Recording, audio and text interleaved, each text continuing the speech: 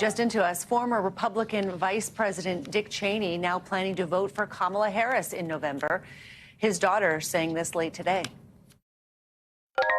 Dick Cheney, your father, a beloved figure among Democrats for many, many years. Do you, if you know who he will be supporting or who he'll be voting for, do you care to share with us who he might be voting for? Dick Cheney will be voting for Kamala Harris.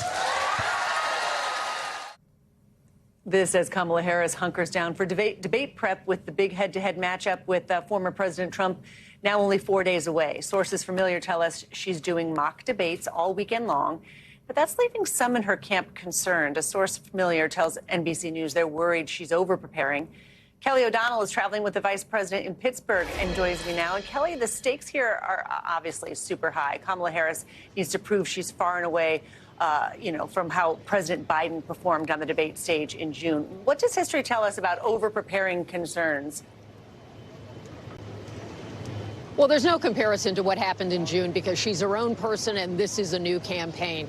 And certainly there are some advisors who worry. It's their job to worry. The stakes are, in fact, very high. But the work that she's doing and is underway now began yesterday, runs through Monday. And then, of course, on Tuesday, she'll travel from here in Pittsburgh to Philadelphia, where the debate will be held. Part of what they're doing are mock sessions, which include focusing on different topic areas, anticipating ways that she might be questioned, anticipating things that Donald Trump might want to say about her record, about his own record, how she would respond if he says things that are in some way offensive to her, outrageous, untrue, things that we have seen happen in other debates. Donald Trump is known at times for being someone who talks while the other candidate is speaking. That's one reason why the Harris campaign has so much wanted to have both microphones open throughout the 90-minute session. That is not what the plan is, according to the host network, and it is not the original plan when President Biden was the candidate. So they say they will try to find ways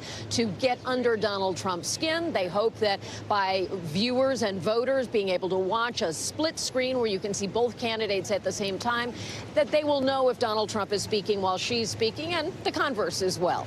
Christine? All right, Kelly O'Donnell. Thank you so much, Kelly.